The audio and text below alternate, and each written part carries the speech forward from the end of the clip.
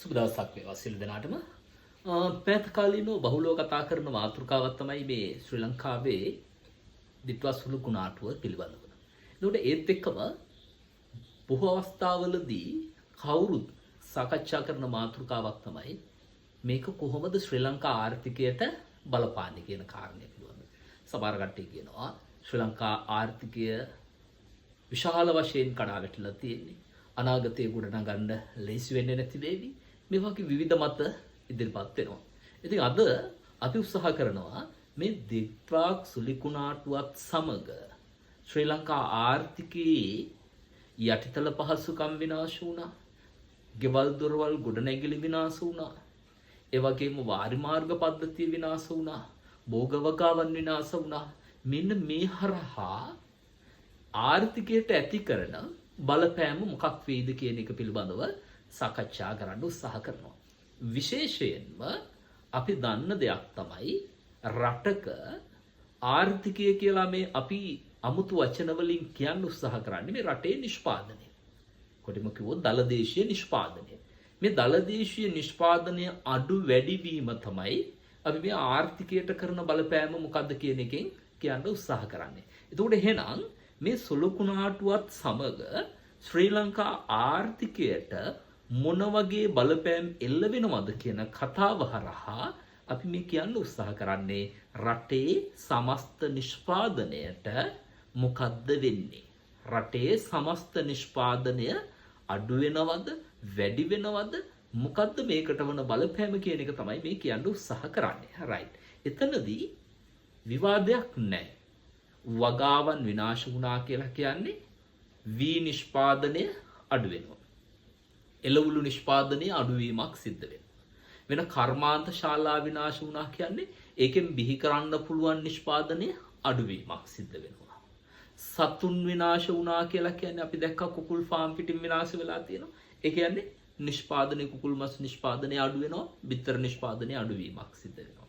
එතකොට මේ සුළුකුණාටුවත් සමග භෝග වගාවන්, කුෂිකර්මාන්තය, සත්ව පාලනය විනාශ වුණා කියලා කියන්නේ ඒ හරහා ඍජුවම රටේ දලදේශීය නිෂ්පාදිතයේ පහළ යාමක් සිද්ධ වෙනවා. ඒකේ විවාදයක් නැහැ. ඒ වගේම තමයි මේ ගංවතුර හෝ සුළුකුණාටුව හරහා නායයන් හරහා කර්මාන්ත ශාලාවලට හානියක් සිද්ධ වෙලා තියෙනවා නම් ඒ කර්මාන්ත ශාලාව මෙතෙක් සුපුරුදු පරිදි බිහි කරමින් පැවති නිෂ්පාදනයේ අඩුවීමක්, අහිමිවීමක්, අඩාල වීමක් සිද්ධ වෙන්න පුළුවන්. ඒක රටේ දලදේශීය නිෂ්පාදිතයට ඍජුවම බලපානවා. දැන් පසුගිය සතියේ ප්‍රකාශයට පත් කරා ශ්‍රී ලංකාවේ 2025 තුන්වෙනි කාර්තුව තුළ ශ්‍රී ලංකාව 5.4ක ආර්ථික වෘද්ධියක් අත්පත් කරගෙන තියෙනවා කියලා. ඒ කියන්නේ ගිය අවුරුද්දේ මේ කාලයට සාපේක්ෂව 5.4කින් ලංකාවේ ආර්ථිකයේ දලදේශීය නිෂ්පාදිතය වර්ධනය වෙලා තියෙනවා කියන කතාව තමයි මේ කියන්නේ. එතකොට දැන් මෙන්න මේ කියන සන්දර්භය තුල මේ කතන්දර ටික තුල මේ වෙච්ච හානිය තුල අපිට 2025 4වෙනි කාර්තුවේ අවසාන භාගයේ පැහැදිලිවම දලදේශීය නිෂ්පාදිතය අඩුවීමක් උපකල්පනය කරන්න පුළුවන්. ඒ කියන්නේ අර 5.4කින් ආර්ථිකය වර්ධනය වුණා කියන කතාව එච්චර සාර්ථකව 4වෙනි කාර්තුවේ වර්ධනයක් අපිට අපේක්ෂා කරන්න බැරි වෙන්න පුළුවන්. හැබැයි මෙහෙම කතාවකුත් තියෙනවා. රටක දලදේශීය නිෂ්පාදිතය කියලා කියන්නේ රටේ අලුතින් බිහිවන නිෂ්පාදනයේ වටිනාකම. වර්ෂයක් තුල රටක අලුතින් බිහිවන නිෂ්පාදනයේ වටිනාකමට කියනවා දලදේශීය නිෂ්පාදනය කියලා. එතකොට මේ අලුතින් බිහිවන නිෂ්පාදනය අඩු වුණොත් ආර්ථික වර්ධනය අඩු වෙනවා. නැත්නම් ඍණාගයක් වෙනවා.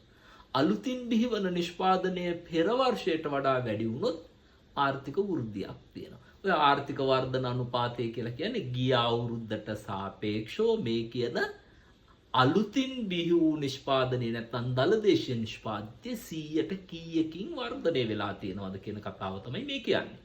එතකොට මෙතන තාර්කික කාරණයක් තියෙනවා. මොකද්ද?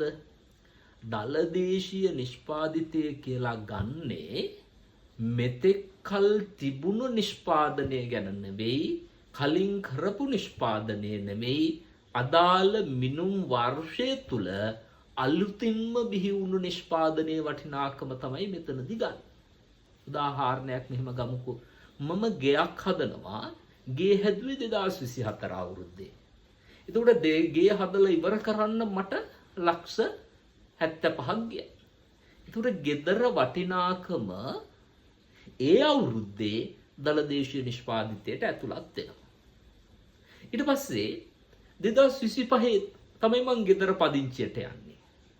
හැබැයි 2025 අවුරුද්ද වෙනකොට ඒගේ අලුත් ගෙයක් නෙවෙයි. මොකද ඒක හැදුවේ 2024.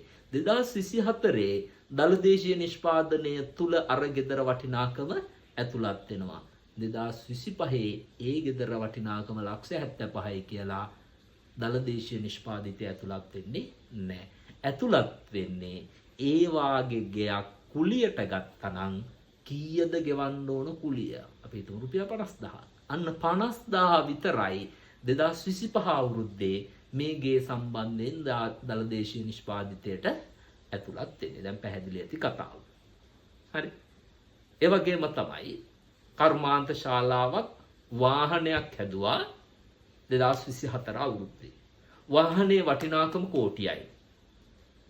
2024 අවුරුද්දේ දලදේශීය නිෂ්පාදිතය තුල මේ කෝටිය වටිනාකම ඇතුළත් වෙනවා.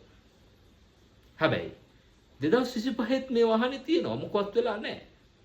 හැබැයි 2025 දලදේශීය නිෂ්පාදිතය තුල වාහනේ වටිනාකම විදිහට සතයක්වත් ඇතුළත් වෙන්නේ නැහැ. මොකද ඒක හැදුවේ 24 අවුරුද්දේ දලදේශීය නිෂ්පාදිතය ඒක තියෙනවා. දැන් මම මොකද්ද මේ කියන්න හදන්නේ කියන එකත් පොඩක් තේරුම් ගන්න. දැන් ගම් වතුර නිසා ගොඩනැගිලි විශාල ප්‍රමාණයක් විනාශ වුණා. ඒ විනාශ වුණ ගොඩනැගිලි වල වටිනාකම දලදේශීය නිෂ්පාදිතයෙන් අඩුවීමක් වෙන්නේ නැහැ. ඒ කියන්නේ 2025 4වෙනි කාර්තියේ දලදේශීය නිෂ්පාදිතයේ වටිනාකම ඇස්තමේන්තු කරනකොට වැව් මෙච්චරක් කැඩුණය, පාරවල් මෙච්චරක් කැඩුණය, පාලම් මෙච්චරක් කැඩුණය කියලා ඒ වටිනාකම අර තියෙන දලදේශීය නිෂ්පාදිතයේ වටිනාකමින් අඩුවීමක් වෙන්නේ නැහැ. ඇයි? ඒක හදලා තියෙන්නේ මීට කලින් අවුරුදු වල. ඒ අවුරුද්දේ ඒක හදනකොට ජාතික ගිණුම් වලට ඇතුළත් වුණා, දලදේශීය නිෂ්පාදිතයේ වටිනාකමට ඇතුළත් වුණා. දැන් ඒක පවත්වාගෙන යෑමක් විතරයි වෙන්නේ. ඒ නිසා මේ 25 අවුරුද්දේ දලදේශීය නිෂ්පාදිතය තුල ඔය කියන පාලම් ටික, පාරවල් ටිකේ වටිනාකම ඇස්තමේන්තු වෙන්නේ නැහැ. හැබැයි ඔය කියන කැඩිච්ච පාරක් 2025 දෙසැම්බර් මාසේ ඉවර වෙන්න කලින් අපි හැදුවොත් ඒ පාරේ වටිනාකම දලදේශීය නිෂ්පාදිතයට ඇතුළත් වෙනවා. කැඩුනා කියලා අඩුවීමක් වෙන්නේ නැහැ. හැබැයි කැඩිච්ච එක අපි අලුතින් හැදුවොත් ඒකේ වටිනාකම දලදේශීය නිෂ්පාදිතයට ඇතුළත් වෙනවා. ගෙදරක් කැඩුනොත් ගෙදර කැඩුනා කියලා ඒකේ වටිනාකම රටේ නිෂ්පාදනයෙන් අඩු වෙන්නේ නැහැ. හැබැයි ගේ හදපුවාම ගේ වටිනාකම දලදේශීය නිෂ්පාදිතයට ඇතුළත් වෙනවා. එතකොට මොකක්ද එහෙනම් මේ විශාල හානියත් එක්ක රටේ ආර්ථිකයට වන බලපෑම, විශේෂයෙන්ම ආර්ථික වර්ධනයට වන බලපෑම කුමක් වෙයිද?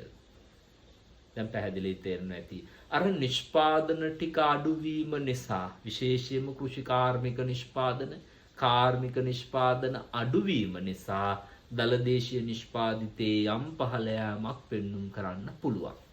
හැබැයි අපිට පුළුවන් වුණොත් ඕක 2025 වර්ෂයේ තුලම ඔය කැඩිච්චි බිඳිච්චි පාරවල් ටික, වරායන් වලට නම් හානි සිදුුන්නේ නැහැ. පාරවල් ටික, දුම්රිය මාර්ග ටික, නගර ටික, නිවාස ටික, ගොඩනැගිලි ටික, කර්මාන්ත ශාලා ටික හදා ගන්න පුළුවන් වුණොත් ඒ හදපු සියල්ලගේම වටිනාකම දලදේශීය නිෂ්පාදිතයට ඇතුළත් වෙනවා.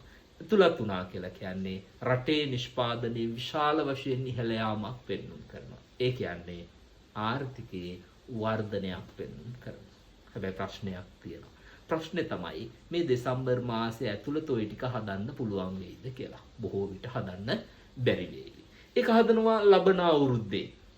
ලබන අවුරුද්දේ පළවෙනි මාස 6 ඇතුළත මේ ටික හදනවා. මොකද වෙන්නේ? මේ අවුරුද්දේ හදාගන්න බැරි වුණ නිසා දලදේශීය නිෂ්පාදිතය වැඩි වුණා වාගේ පෙන්වන්නේ නැහැ. හැබැයි ලබන අවුරුද්දේ අලුතින්ම හැදෙන දේවල් තමයි මේ. ලබන අවුරුද්දේ කැඩිච්ච පාරක් හැදුවා. ලබන අවුරුද්දේ ගෙයක් හැදුවා. ලබන අවුරුද්දේ කර්මාන්ත ශාලාවක් හැදුවා. ලබන අවුරුද්දේ දුම්රිය මාර්ගය හැදුවා. ලබන අවුරුද්දේ වරාය හැදුවා. ලබන අවුරුද්දේ වැව අමුණ වේල්ල පාලම බෝක්කුව හැදුවා.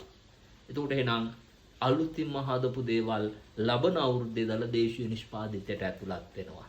එතකොට ලබන අවුරුද්දේ දලදේශීය නිෂ්පාදිතය විශාල වශයෙන් ඉහළ යාමට හේතුවක් වෙනවා මෙන්න මේ කඩා වැටිච්ච යටිතල පහසුකම් නැවත ස්ථාපිත කිරීම.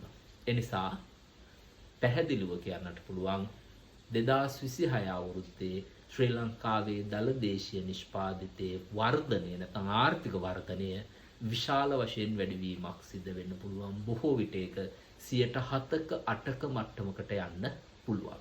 ඒකට හේතුව තමයි මේ කඩාවැටීමත් එක්ක ඒ ශේෂ්ත්‍ර නැවත ගොඩනගා ගැනීම සඳහා කරන ආයෝජන නිසා රටේ නිෂ්පාදනයේ ඉහළ යාමක් සිද්ධ වෙනවා. ඕක අපි දැක්කා ඇෆ්ගනිස්තානය තුල.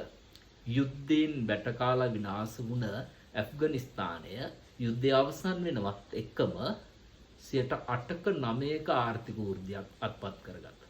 ඒ වුණේ අර යුද්ධයෙන් විනාශ වෙච්චි ගොඩනැගිලි මහා මාර්ග වරාය ගුවන්තොටුපළ ආදිය නැවත ස්ථාපිත කිරීම හරහා නිෂ්පාදනයේ වර්ධනයක් සිද්ධ වීම.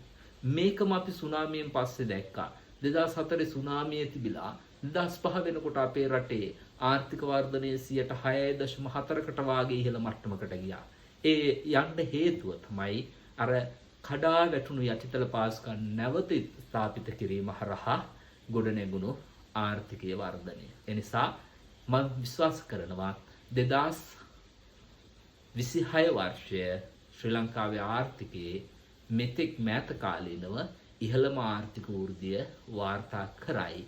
ඒකට හේතුව තමයි මේ කඩා වැටුණු යටිතල පහසුකම් ඇතුළු සියලු දේවල් නැවත ගොඩනැගීම තුළින් ආර්ථිකයේ නිෂ්පාදනයේ විශාල ඉහළ යාමක් සිද්ධ වෙනවා.